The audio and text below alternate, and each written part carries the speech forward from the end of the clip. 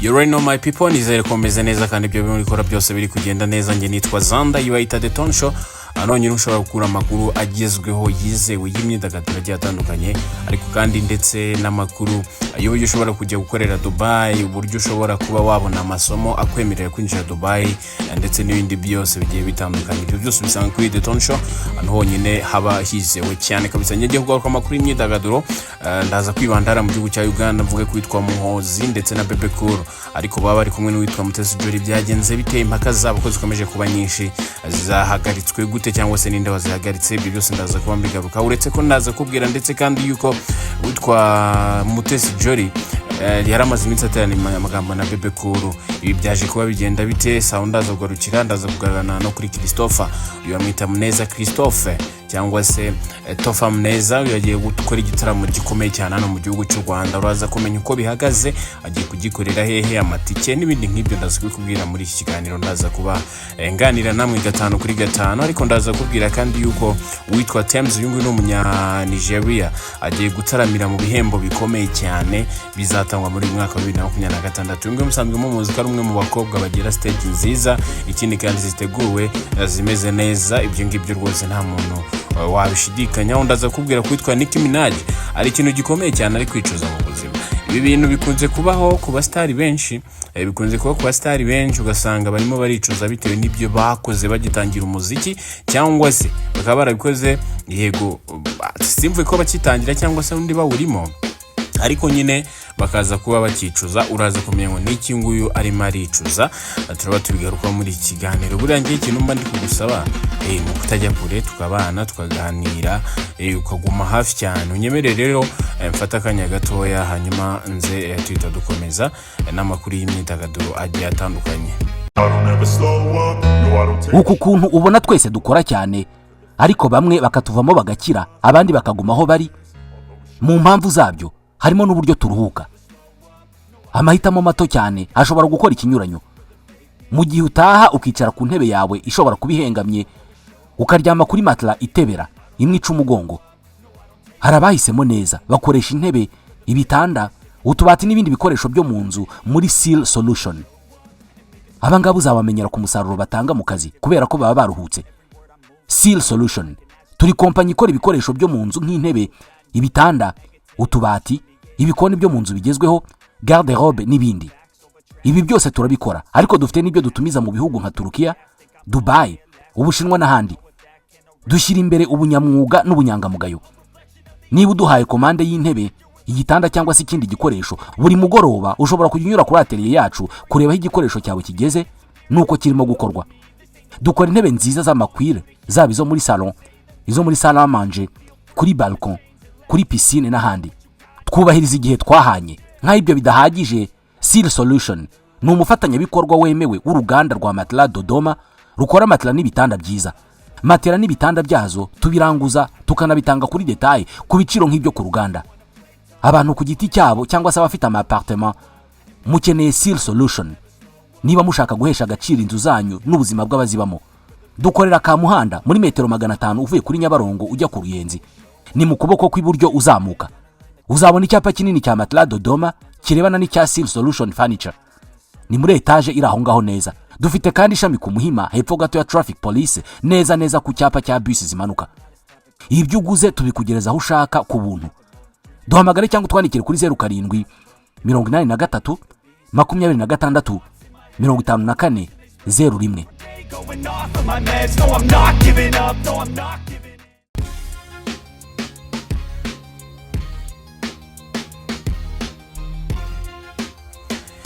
Yes, nuko bimeze rero. Nizere ko mwabonye service zigiye zitandukanye dutanga. Ubwo nawe ukeneye ibitanda, ukeneye matera n'ibindi n'intebe, byose ni byiza ko ushobora kuba wagira gute wadusanga cyangwa se ukatugana tukaba tuguhereza serivisi nziza. Uyu munsi itariki ya 18 unyemerere nkubwire ibintu bigiye bitandukanye. Ni mu gihe rero witwa Yago Pondati amaze imyaka 2 ahungiye mu gihugu cya Uganda. Kugeza uyu munsi rero Yago Pondati yamaze kurega abantu 3 muri ribo. Mumaze iminsi mubona ibiganiro bigiye bitandukanye, Yago Pondati agaruka ku bantu bashatse kumwica, abantu batumye turoka igihugu n'ibindi nk'ibyo, ariko kugeza aya magingo yangaya hari abasaga 3 bamaze kwitaba cyangwa se bamaze kuba baregwa muri ribo, ndetse bakaba bararetwe n'uyu Yago Pondati. Uyu muhanzi rero aho yatangaje ko yatanze ikirego mu rwego rw'igihugu rw'ubugenzacyaha asaba ko hakorwa iperereza ku bantu 3 avuga ko bagize uruhare mu mugambi wo gushaka kumwambura ubuzima. Ibi rero akaba ari ibintu avuga ko byanamuhatiye guhungira mu gihugu cya Uganda amaze imyaka 2. Abaye umuhanzi rero umaze igihe akora ibiganiro binyura kuri YouTube, murabizi ko namwe mukurikira YouTube ya Yago TV show, yakaba yarutse guruka ku bihe rero bikomeye anyuze mu bwo yari yagitangiye ibikorwa bye bwite, avuga ko hari abantu batigeze bishimira ibyo yakoraga kugeza naho bategura umugambi wo kumwica cyangwa se bakamwitana. Rero mu kiganiro yagiranye n'ikinyamakuru kimwe hano mu Rwanda, uyu Yago yavuze ko yifashishije uburyo bwa internet bwa ribu bwo yatangaga ikirego, akagaragaza abantu 3 asaba ko bakorwa iperereza mu buryo bwihuse, ndetse kandi bakaba rero barashinjwaga kugira umugambi cyangwa se kubikitso mu bashatse kuba abamwica. Byo akaba ibyo yitangarije, aravuga ati hari abantu 3 namaze kurega. Icyakora we nta nubwo avuga ko ari 3 gusa, ni na benshi. Numva gukomeza kugaruka ku bantu benshi bagiye bashaka nyine kuba bamwica. Icyakora bagaruka mu majwi cyane nanava kuri iyi nkuru, harimo witwa DJ Brian cyangwa se Gateka Brian, harimo abitwa ba DJ Peter, ba Jihad, ndetse n'abandi bagiye bashamikiye kuri abo ngabo. Akaba ari ibyo rero yatangaje. Ubwo icyo twavuga nukomeza kuza gutegereza tukareba what's going on. Saba bangaba yareze ni bande abo ngabo mvuze, ntago we not sure, ntago ndishuwa ko aribo yamaze gutanga muri riba, ariko igihe ari cyo tuzabimenya kameme, turari kugira ngo tuzabimenye. Ubwo tuzaba tureba uko bihagaze cyangwa se nuko bimeze. Abo ngabo nibitaba bakaba bavuga ko bayakurikira mu ibyo bya byo ushaka kwica Yago, byose tuzabimenya. Ndetse Yago se nawe katajya ripfana azahita n'ubundi agaruka kuri internet, kuri YouTube yiwe n'ubundi abitangaze. Gusa aherutse gutangaza yuko n'ubundi nawe ari tayari kuba yakitaba inkiko mu gihe abagaragaza ibyaha akurikiranyweho cyangwa se abari byo bamushinja nabo bamurega. Yaravuze ati ngende tayari kuba nakitaba. Nyemerere n'undi mite nkomereza Christopher Muneza nawe nkohereze updates zigiye zitandukanye zirimo ziramuvugwa kugeza magingo aya. Ndakubwira yuko hari igitaramo agiye gukora muri Monde Center, nyuma yuko hari ibitaramo byasubitswe muri Uganda. Twabigarutseho hano nkubwira ko ikintu cya mbere ari uko abantu bafite ubuzima, bivuze ngo rero bisubitse kubera icyorezo cya Ebola cyari kirimo kiragenda gifata intera muri cya gihugu cya Uganda. Ibyo bitaramo byarasubitswe kugeza amagingo rero akaba agiye gutaramira muri Monde Center. N'umuhanzi w'umunyarwanda ukamwita Muneza Christopher, akaba yatangaje kazitabira iri serukiramuco rikomeye rya muzika ryitwa Tunataka Kuenjoy, yateganyijwe kubera mu mujyi wa Kigali. Ni ubutumwa yashyize ku rubuga rwa Instagram. Rero Christopher akaba yabajije abakunzi be ati Kigali muriteguye. Yavuze kandi ko yishimiye kuzafatanya n'abahanzi bagiye batandukanye bo mu karere ka Afurika y'Iburasirazuba, ndetse asaba abakunzi ba muzika kuzitabira ari benshi. Birumvikana ni serukiramuco rizabera muri Monde Center. Abazaryitabira bazataramirwa n'abahanzi batandukanye. Rizaba ari tariki ya 25 na 26 Nyakanga muri 2026, ubwo ni mu kwezi kwa 7. Christopher rero agiye gutaramira muri Monde Center nyuma yo gusubika ibitaramo nayo imaze kubwira byo muri Uganda kubera ingamba zafashwe zijyanye n'icyorezo cya Ebola. Ubwo ni ingamba z'ubwirinzi kugira ngo bakirugane cyangwa se bakirwanye. Ubwo abantu bakunze indirimbo nka Mikasa, Voreni, Bido n'izindi zigiye zitandukanye ngo yagiye aririmba mu bihe bya kera. Abantu bakunze indirimbo Nzaza yakoranye no witwa Masamba iri kuri album ye nshyashya yitwa H2O. namwe nizere ko muzamuhabaye cyane akabataramira. Numwe mu bahanzi nyarwanda nabo bafite igikundiro cyinshi cyane mu banyarwanda. Numwe kandi mu bahanzi nyarwanda bafite indirimbo zagiye zikundwa cyane z'amahit song. Bivuze ko rero nyine bwo kuba yataramira abanyarwanda no kuba mubyiteguye cyane, mukaba muzabana nawe 5 kuri 5. Hanyuma ndakubwira yuko witwa uyu General Muhozi yakemuye ikibazo cya Miss Jolly ndetse n'uwitwa Bebe Cool. Aba ngabo akaba bombi ari inshuti ze z'akadasohoka. Ngira ngo yigeze no gutebya kuri internet, aravuga ati uyu Mutesi Jolly azamushaka.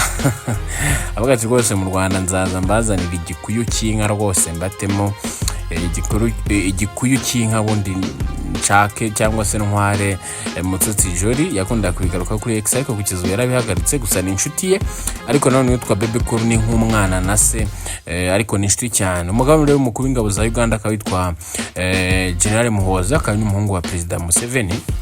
Ngo akaba yamaze rero kwinjira mu kibazo kimaze iminsi kivugwa na benshi hagati y'umuhanzi w'icyamamare muri Uganda Bebe Cool ndetse na Mutesi Jolly. Akaba yaramugira inama yo kureka gukomeza gukemurira ikibazo ku mbuga nkoranyambaga. Aramubwira ati rwose uri umuntu w'umugabo, uri umuntu ufite ubwanwa, uri umuntu ufite indirimbo zakunzwe, uri umuntu w'umusitari.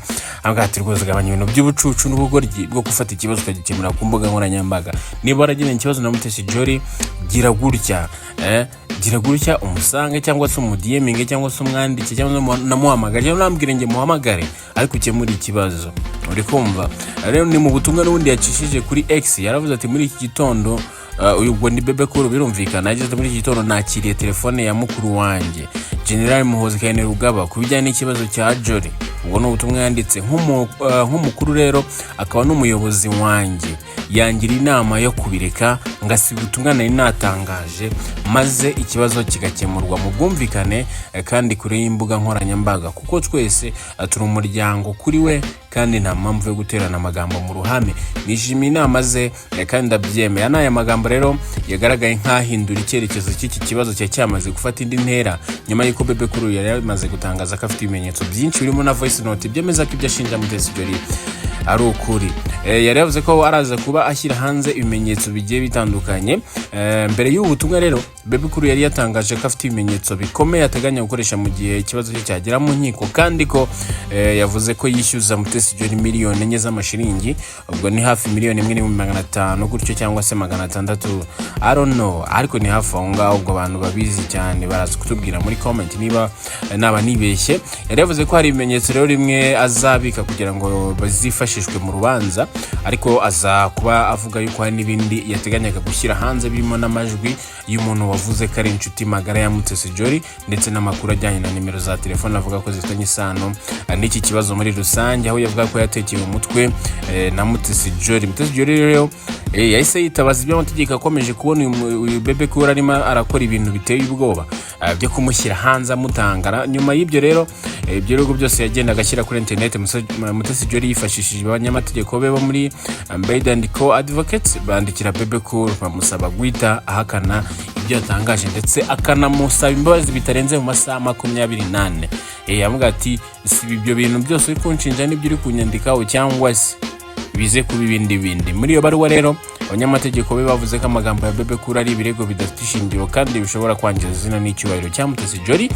Banashimangiye ko umukiriya wabo atigeze agirana umubano uwo ari wo wose na Bebe Cool, ndetse ko nimero ya telefone yamwitiriwe yari yaratangajwe kuva mu Kwakira 2024 nk'iyakoreshejwe n'abatekamutwe biyitirira kandi bakitirira izina rya Mutesi Jolly ku mbuga nkoranyambaga. Abanyamategeko kandi bavuze ko Mutesi Jolly yari yanaburiwe cyangwa se yaraburiye uwo nguwo Bebe Cool, akanabura n'abantu benshi. By the way, inshuro nyinshi ababwira ko hari abantu bakoresha amazina n'amafoto yo mu bikorwa by'uburiganya by'ubutekamutwe bakagira ngo bamwicira izina babe bamusebya n'ibindi nk'ibyo cyangwa se bamuteza abantu.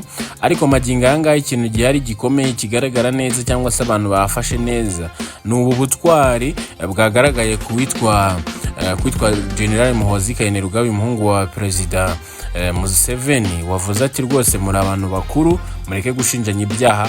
Namwe n'abantu bakurikira The Tone Show mwagiye mwumva ibintu byinshi hagati y'aba bombi bashinjanya ibyaha, baterana amagambo, umwe akandika statement undi akandika indi statement. Byari ibintu byinshi cyane njyango no kuri screen agenda ubibona, wenda bike bagiye bandika, ariko byari ibintu ubona ko bishobora kuza kuba byafata indi ntera. Icyakora uyu mupapa aza kuvuga ati mwese muri abantu bakuru mureke ubucucu, mureke ubugoryi, mureke gukemura ibibazo kuri internet. Ntago ariho ibibazo byanyu mugomba kuza kubikemurira, ahubwo mwebwe mufati ya mbere mugire muti mukemura ibibazo byanyu hataje ibindi bintu byo gusebanya kuri internet byo kuza guterana amagambo n'ibindi nk'ibyo. Kandi byose bakaba bavuze yuko ari ibintu nyine bakoreye ubuvandimwe bwo kuba nyine bombi ari inshuti magara za General Muhoozi uyu muhungu wa Perezida Museveni, bakavuga bati ubwo turi inshuti noneho reka twumve ibyo atubwiye, twumve inama duhaye dukemura ibibazo bitagombye kujya kuri internet. Birumvikana cyane rero abangaba byari bigishoboka ko bashobora kuza kuba bakisanga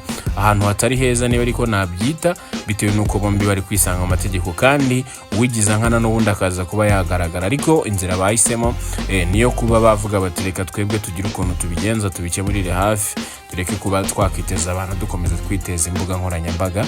Akaba ari uko nguko bihagaze rero. Reka njye kuri Thames muri Nigeria, ubundi nsatira umusozo w'amakuru mba naguteguriye kabisa, updates zigiye zitandukanye. Icyo mba mpari imbere hano no kugira ngo nkubite updates zigiye zitandukanye, umenye ngo wagwan ibiki birimo biravugwa, n'ibiki biri gutrendinga, ibiki bigezweho kabisa. Hanyuma ndakubwira ko Thames azataramana n'abahanzi bakomeye barimo Cardi B, Doechii ndetse na Rick Ross mu birori bya BET Awards 2026. Uyu ni umuhanzi rero Thames muri gihugu cya Nigeria utegerejwe mu gutarama muri ibyo biro bya BET Award 2026, bizaba ku itariki ya 28 ukwezi kwa munani. Aya makuru akaba yagaragajwe n'urubuga Hypertribe NG, ariko nkesha izi nkuru ndi kukubwira. Bavuze ko azahurira ku rubyino n'abanzi bakomeye barimo Cardi B, namaze kukubwira Donny Travel, harimo kandi Doechii, harimo Kaylan, harimo Rick Ross ndetse n'abandi bagiye batandukanye bazasangira urubyiniro. Thames rero n'umwe mu bahanzi bo muri Afrika bafite nomination nyinshi cyane muri BET Award 2026, hazataramira muri ibiro, ariko akaba nahatanye mu bihembo bitatu birimo icy'umuhanzikazi mwiza wa R&B and Pop, BET Award ndetse na Viewers Choice Award.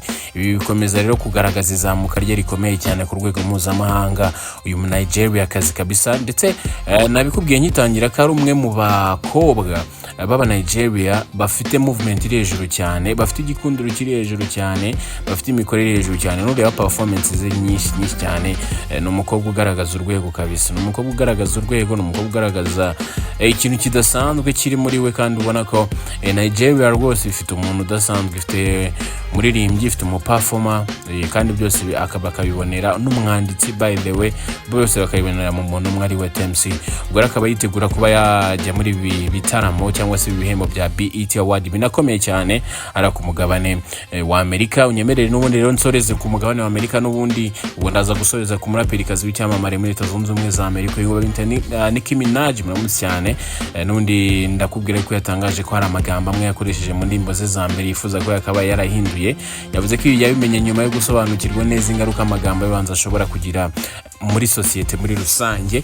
Mu kiganiro yagiranye na podcast ya Brace Crawford cyatambutse kwa 15 Kamena 2026, ni ku munsi wo kuwa mbere, Nicki Minaj yavuze ko mu bihe bya mbere by'umwuga batatekerezaga cyane ku buryo amagambo aririmba ashobora kugira uruhare mu byemezo urubyiruko rufata. Aho yagize ati, sinari nzi ko hari abana n'urubyiruko bumva ibyo ndirimba, ndetse ko binashobora gutuma bafata ibyemezo batatekerejeho bihagije.